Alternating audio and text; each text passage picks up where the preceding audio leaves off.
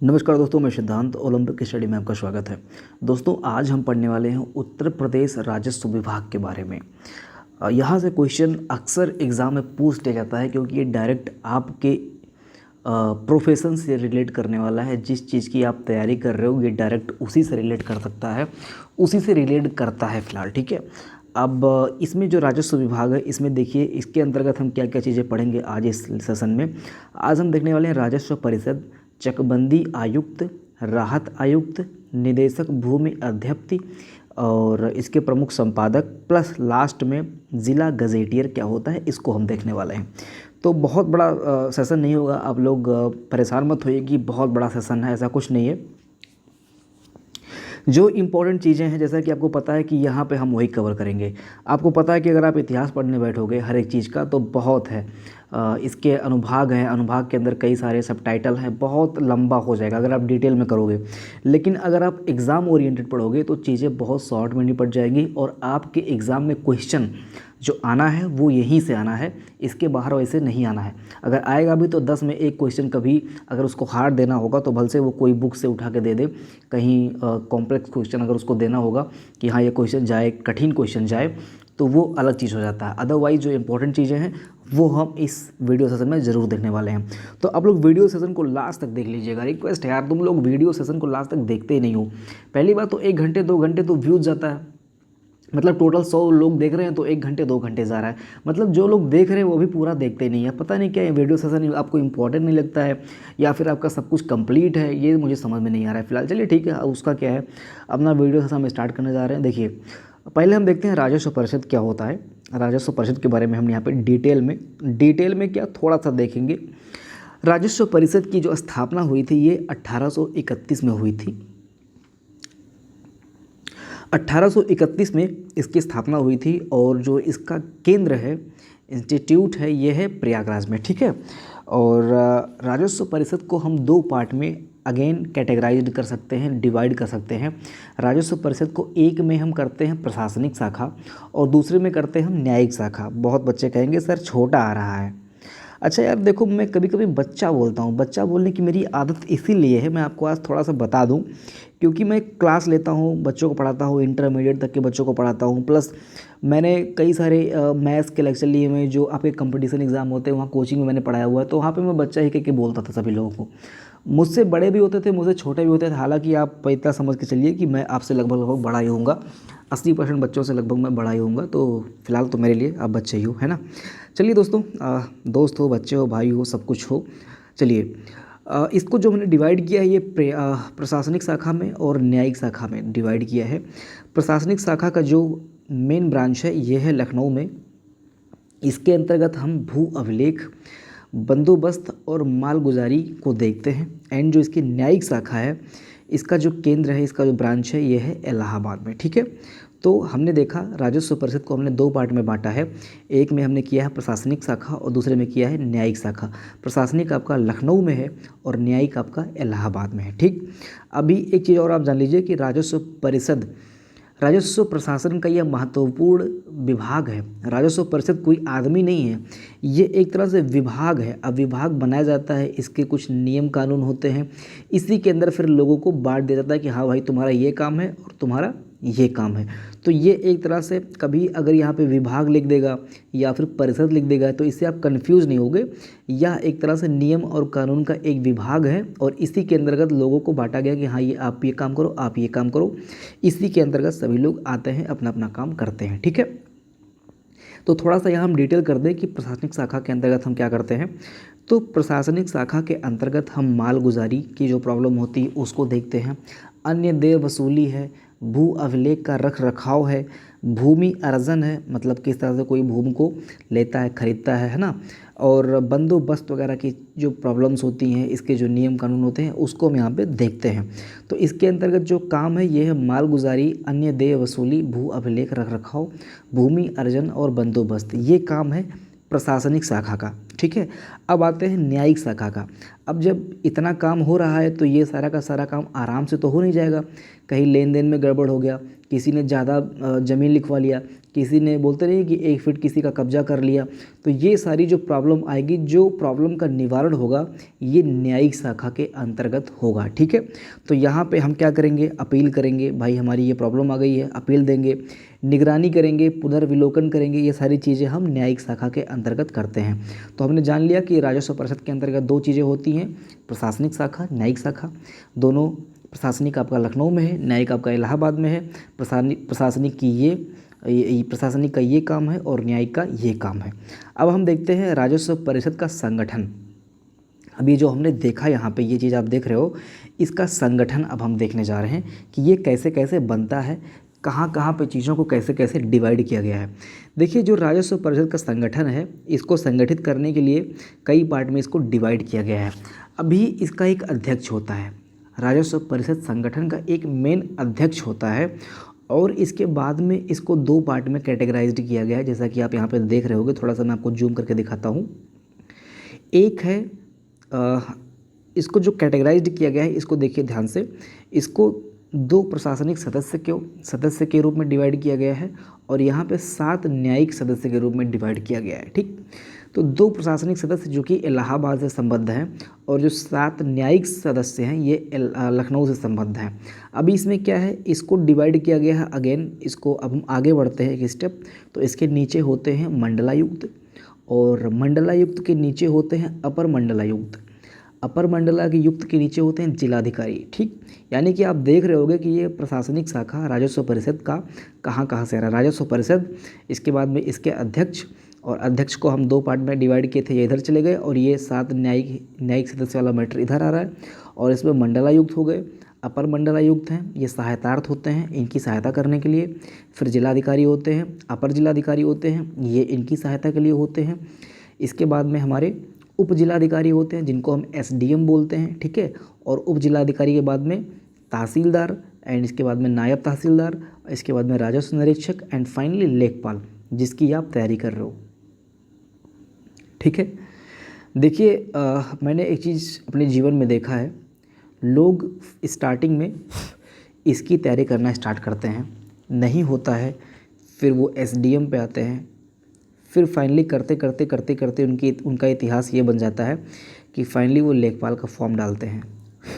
भगवान न करे किसी के साथ में ऐसा हो, जो लोग तैयारी कर रहे हैं उनका पहली बार में ही निकल जाए, लेकिन जो लोग अगर नहीं निकाल पा रहे हैं तो आप ये मान के चलिए कि कुछ ना कुछ कहीं गड़बड़ी है, कोई प्रॉब्लम है, चाहे वो आपकी पर्सनालिटी प्रॉब्लम हो, इंटरव्यू में दिक्कत कर रहा हो, चाहे आपका वो कंसंट्रेशन पावर हो, वो आप नहीं बना पा रहे हो पढ़ाई के समय, कुछ दिक्कत है, तभी आप ये चीज़ नहीं प्राप्त कर सकते हो जिसकी तैयारी आप स्टार्टिंग में स्टार्ट किए थे। या आप लोगों में से बहुत सारे बच्चे ऐसे भी होंगे जिन्होंने इसकी तैयारी की होगी और फाइनली आज वो लेखपाल का भी फॉर्म डाले होंगे। मैं ये नहीं कह रहा हूँ कि इसको करने के लिए डाले होंगे, लेकिन कभी कभी कुछ लोग डाल देते हैं फॉर्म। फिलहाल चलिए ठीक है दोस्तों, आगे देखते हैं क्या है। अगला है भूमि के हक बंटवारे से संबंधित वाद कौन देखता है? ये उप जिलाधिकारी देखते हैं। यहाँ से हमने कुछ क्वेश्चंस लिए हैं, इनको आप देख लीजिए। भूमि के हक सीमांकन बंटवारे से संबंधित जो वाद होता है, इसका निस्तारण कौन करता है? उप जिलाधिकारी करते हैं। इनको हम SDM भी बोलते हैं और ये जिला के प्रतिनिधि के रूप में काम करते हैं। क्वेश्चन बनता है एग्ज़ाम में कि जिला के प्रतिनिधि के रूप में कौन काम करता है, तो ये उप जिलाधिकारी या फिर SDM काम करते हैं। ठीक है, और SDM के अंतर्गत जो है ग्राम पंचायत सदस्य प्रधान नियुक्ति संबंधी याचिका की सुनवाई ये इनके यहाँ होती है, यानी कि SDM के यहाँ होती है। अगर ये प्रॉब्लम आ रही है ग्राम पंचायत सदस्य या फिर प्रधान नियुक्ति संबंधी जो भी याचिका वगैरह की सुनवाई होती है, क्वेश्चन बनेगा किसके यहाँ होती है, तो आपका SDM के यहाँ होता है। ठीक है, अगला क्वेश्चन देखिए, जिला स्तर पर शांति व्यवस्था, ये आपको पता होगा कि जिलाधिकारी मेंटेन करते हैं। जिला स्तर पर शांति व्यवस्था कौन मेंटेन करता है? जिलाधिकारी मेंटेन करता है। और इनका जो काम है ये है भू अभिलेखों का रख रखाव एंड उत्तराधिकार का जो मैटर, इनका जो उत्तरदायित्व है ये भू अभिलेखों का रख रखाव भी है। ठीक है, और मंडल लेवल पर शासन प्रतिनिधि जो होते हैं वो मंडलायुक्त होते हैं। अब आप ये समझिए, मंडल यानी कि डिविजनल लेवल पे जो काम करते हैं वो मंडलायुक्त होते हैं, और जिला स्तर पर जो शांति व्यवस्था बनाते हैं वो जिलाधिकारी होते हैं।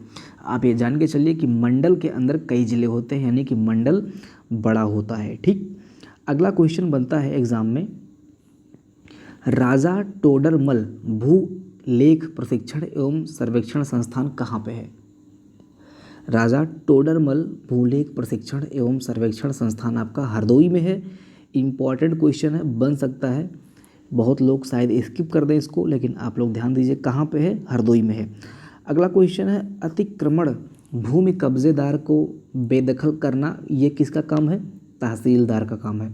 अतिक्रमण भूमि जो कहते नहीं कि कब्जा कर लिया, लड़ाई झगड़ा हुआ, वहाँ पे जो अतिक्रमण ज़बरदस्ती भूमि ग्रहण कर लेते हैं, इसके बाद में कब्जेदारों को बेदखल वगैरह का जो मैटर होता है, मतलब किन्हीं ने कब्जा कर लिया है, स्टे वगैरह हो गया है, तो उसको जो बेदखल करना होता है वो तहसीलदार करते हैं। ठीक है, एसडीएम का फुल फॉर्म आप लोगों में से ईमानदारी से बताइए किसको किसको अभी तक पता था। इसका जो फुल फॉर्म होता है ये होता है सब डिविजनल मजिस्ट्रेट। ठीक है, अगला देखिए, अगला जो ये तहसीलदार आप शब्द सुन रहे हो, ये कहाँ से लिया गया है, कब का है? तो ये मुगल कालीन शब्द है और अरेबिक शब्द है। मैं भी क्वेश्चन दे दे, क्योंकि मैंने ऐसे ऐसे क्वेश्चन देखे हैं जो एग्ज़ाम में आप एक्सपेक्ट नहीं कर सकते हो, और वो क्वेश्चन आ गया है, तो कुछ भी दे सकता है। तो तहसीलदार एक अरेबिक शब्द है, ध्यान दीजिएगा। ठीक है, तहसीलदार क्या करते हैं? भू राजस्व संबंधित मुकदमा जो होता है ये तहसीलदार देखते हैं। क्वेश्चन आएगा, भू राजस्व संबंधित मुकदमा कौन देखता है? तो तहसीलदार देखते हैं। राजस्व निरीक्षक या फिर कानूनगो, इनका जो काम होता है ये खसरा खतौनी का निरीक्षण करना होता है। क्वेश्चन बन सकता है, खसरा खतौनी का निरीक्षण किसके अंतर्गत होता है? तो राजस्व निरीक्षक या फिर कानूनगो, ये दोनों एक ही चीज़ है। क्वेश्चन में जो देगा ऑप्शन में आपको वो लगाना है, राजस्व निरीक्षक दे सकता है या फिर कानूनगो दे सकता है। ठीक है, उम्मीद करता हूँ आप ये चीज़ें समझ रहे होंगे। अगला देखिए, आगे हम पढ़ने वाले हैं राजस्व न्यायालय। हमने वो बात की थी कि दो पार्ट में डिवाइड किया गया था, एक प्रशासनिक था और एक न्यायिक था, तो हम थोड़ा सा न्यायिक देख लेते हैं।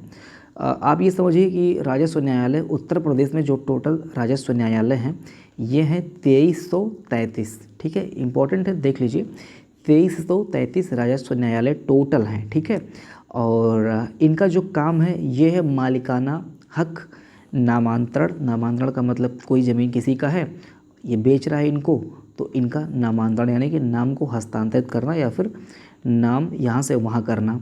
ग्राम सभा भूमि सुरक्षित, ग्राम सभा की जो भूमि है उसको सुरक्षित करना। मेड़बंदी वगैरह चेक करना, बंटवारा, किसी के घर में बंटवारा हो रहा है, ज़मीन वगैरह यहाँ करना है, उसकी देखभाल, उसका जो प्रॉब्लम होता है उसको देखना। भूमि नीलामी प्रॉब्लम हो रही है उसको देखना। अपील रिव्यू, ये सब काम किसका है?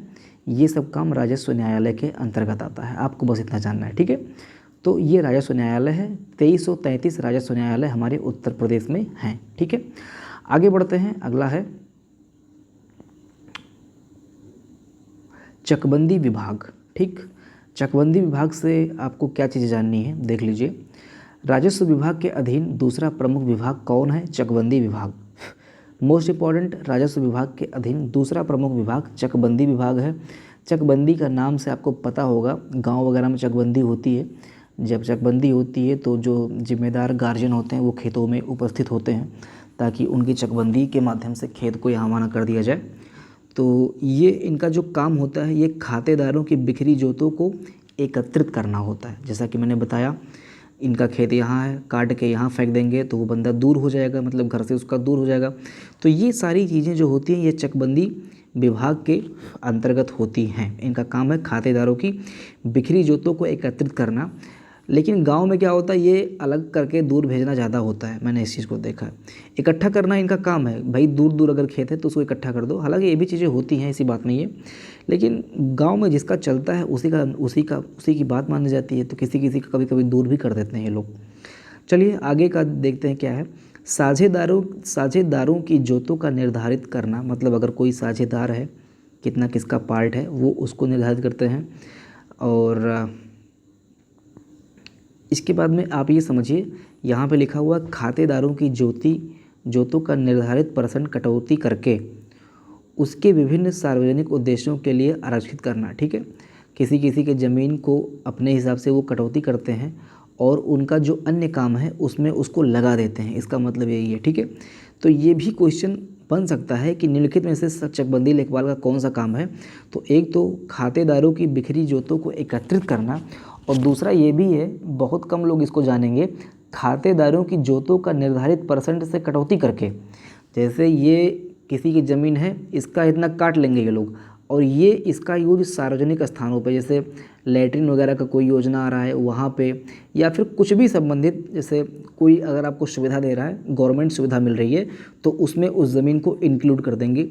ये भी चकबंदी का काम होता है। ठीक है, चकबंदी योजना जो है ये 1954 में, चकबंदी योजना 1954 में मुजफ्फरनगर की कैरोना तहसील तथा सुल्तानपुर के मुसाफिर खाना तहसील से आरंभ हुआ था। उत्तर प्रदेश में 1954 में ये पार्सली स्टार्ट हुआ था, मुजफ्फरनगर के कैरोना तहसील और सुल्तानपुर के मुसाफिर खाना तहसील से ये स्टार्ट हुआ था पार्सली। एंड 1958 में इसको कम्प्लीटली लागू कर दिया गया था। 1958 में ये संपूर्ण उत्तर प्रदेश में लागू हो गया था। आगे देखिए, जनपद स्तर पर चकबंदी का सर्वोच्च अधिकारी जिला उप संचालक होता है। जनपद स्तर पर चकबंदी का सर्वोच्च अधिकारी कौन होता है? जिला उप संचालक चकबंदी होता है। ठीक है, आगे देखिए, राज्य आपदा प्रबंधन विभाग, ये भी एक पार्ट है, जैसा कि आप ऊपर देख रहे होंगे, ये जो कि यहाँ पे लिखा हुआ है राहत आयुक्त, तो यही है। राजस्व परिषद हमने देख लिया, चकबंदी आयुक्त देख लिया, राजस्व परिषद के अंतर्गत जो न्यायालय वाला मैटर था उसको देख लिया, अब राहत आयुक्त देख रहे हैं। इसके बाद में निदेशक भूमि अध्यप्ति वगैरह है, इसके बाद में जिला गजेटियर देख लेंगे। इस क्लास में हम बस इतना करने वाले हैं। तो राहत आयुक्त के बारे में ज़्यादा कुछ नहीं है। राहत आयुक्त जो राज्य आपदा प्रबंधन का जो विभाग है इसके अंतर्गत आता है। अब राज्य में कोई आपदा आ रही है, कहीं आग लग जा रहा है, या फिर सूखा आ रहा है, या फिर बाढ़ टाइप की प्रॉब्लम आ रही है, तो इस टाइप की जो राज्य आपदा प्रबंधन है, इस टाइप की जो आपदाएं होती हैं, इनका निरीक्षण जो है, इनका निस्तारण जो है राज्य आपदा प्रबंधन विभाग करता है।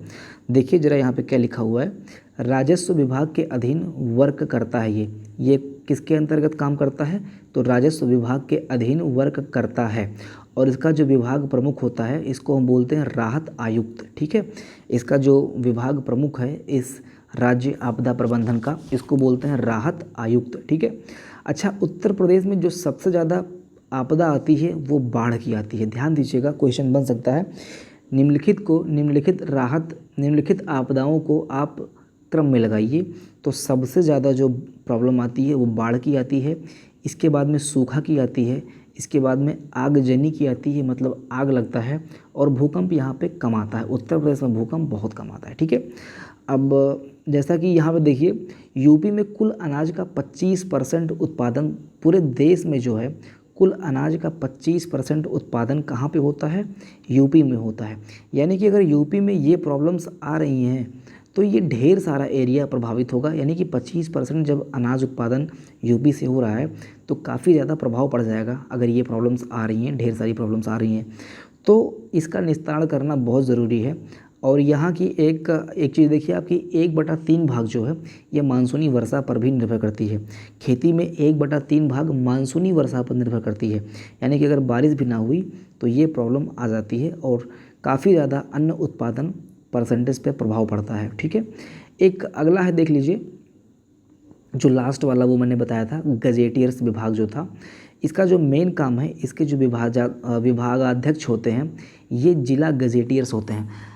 गजेटियर्स का मतलब ये होता है कोई ढड्ढा तैयार करना। ढड्ढा का मतलब कोई ढांचा या फिर कोई कागज़ है, पूरे जिला का जो पूरे जिला से संबंधित जो आवश्यक सूचनाएं हैं उसको इकट्ठा करते हैं ये लोग। इसके जो विभागाध्यक्ष होते हैं ये होते हैं जिला गजेटियर्स। 1957 में ये विभाग बनाया गया था। ठीक है, और इसका जो ब्रांच है, इसका जो मेन ब्रांच है ये लखनऊ में है। और प्रामाणिक सूचना का स्रोत, मतलब आप ये समझिए, ऐसे नहीं कि कोई इन्होंने प्रॉस्पेक्टस बनाया है तो उसमें कुछ भी ABCD डाल देंगे। प्रामाणिक सूचना का स्रोत इसमें होता है, यानी कि लेखपाल या फिर राजस्व, चकबंदी या फिर जो भी डेटा है उसका टोटल कितना इनकम हुआ, कितनी खेती हुई, कृषि में कितना नुकसान हुआ, ये सारी के सारे जो डेटा होते हैं ना प्रामाणिक तौर पे, ऐसे नहीं कुछ भी ABCD, ये जिला गजेटियर्स के पास में होता है। इसका जो ब्रांच है, मेन ब्रांच है, ये लखनऊ में है और गजेटियर्स में जिला से संबंधित आवश्यक सूचनाएं उपस्थित होती हैं। तो उम्मीद करता हूँ ये सारी चीज़ें समझ गए होंगे। अब हम देखते हैं कुछ महत्वपूर्ण क्वेश्चन जो आपके एग्ज़ाम में पूछा जा सकता है ऑब्जेक्टिव के फॉर्म में, ठीक है। तो महत्वपूर्ण प्रश्नोत्तरी के अंतर्गत हम देखते हैं खसरा में कुल कितने खाने होते हैं। क्वेश्चन बन सकता है खसरा में कुल कितने खाने होते हैं, तो 22 खाना होता है। खतौनी में कुल कितने खाने होते हैं, तो 13 खाना होता है। ध्यान दीजिएगा, खतौनी में कितने खाने होते हैं, 13 खाने होते हैं, ठीक है। आगे देखिए, पटवार शब्द का पहला प्रयोग कब किया गया था, तो ये शेरशाह सूरी के टाइम में पटवार शब्द का पहला प्रयोग किया गया था। पटवारी लेखपाल, पटवारी से लेखपाल, इसका नाम जो है चौधरी चरण सिंह के टाइम में बदला गया था। तो क्वेश्चन पूछ सकता है कि पटवारी से लेखपाल नाम किसके टाइम में बदला गया, तो चाचा सिंह यानी कि चौधरी चरण सिंह के टाइम पे इसको बदला गया था। कानून गो का जो मेन काम होता है ये भूलेख निरीक्षण का काम होता है, ये भूलेख निरीक्षण करते हैं। आमीन का जो मुख्य काम होता है ये भू राजस्व वसूली। ध्यान दीजिए, आमीन का जो मुख्य काम होता है ये होता है भू राजस्व वसूली और कानून गो का जो मुख्य काम होता है ये होता है भूलेख निरीक्षण करना। अगला क्वेश्चन जो इम्पोर्टेंट है बन सकता है, सर टॉमस मुनरो किस भू राजस्व बंदोबस्त से संबंधित थे, तो रैयतवाड़ी व्यवस्था से ये संबंधित थे। कौन, सर टॉमस मुनरो, ठीक है। आगे देखिए, लेखपाल के कागज़ पर किस अधिकारी के हस्ताक्षर होते हैं, तो लेखपाल के कागज़ पर राजस्व अधिकारी का हस्ताक्षर होता है, ठीक है। आगे देखिए, दूरी नापने में व्यवहार्यता क्या प्रयोग करते हैं हम लोग, पैडोमीटर, ऑडोमीटर, स्पीडोमीटर या फिर ये सभी। तो यहाँ पे आपको पता होगा पैडोमीटर, ऑडोमीटर, स्पीडोमीटर ये सभी हम जो है दूरी मापने में लगभग व्यवहार्यता इसको यूज़ करते हैं, ठीक है। अगला क्वेश्चन है, भारत के किस राज्य ने वर्ष 1995 में राजस्व मंडल विघटित कर दिया। भारत के किस राज्य ने 1995 में राजस्व मंडल विघटित कर दिया, तो इसका आंसर होगा पश्चिम बंगाल, ठीक है। लास्ट क्वेश्चन है आपका, संभागीय आयुक्त का मुख्य कार्य क्या है, तो ये है समन्वय, नियंत्रण और मॉनिटरिंग करना। संभागीय आयुक्त का मुख्य कार्य समन्वय, नियंत्रण एंड मॉनिटरिंग करना। तो वीडियो सेशन हम बहुत लंबा नहीं करेंगे, ठीक है। और जितना भी मैंने यहाँ पे दिया है ये सारे के सारे क्वेश्चन बना के एग्ज़ाम में पूछ सकता है, तो सारे के सारे चीज़ों को आप लोग बार बार देख लीजिएगा। वीडियो आज अगर आपने स्किप कर दिया तो शायद ये छूट गया, यानी कि आपको फिर से देखने की ज़रूरत पड़ेगी। तो वीडियो बहुत लंबा नहीं करेंगे और इस टाइप की वीडियोस पाने के लिए, हैंड राइटिंग नोट्स की वीडियोस पाने के लिए चैनल से आप जुड़ जाइएगा। मिलते हैं अगली वीडियो में। जय हिंद।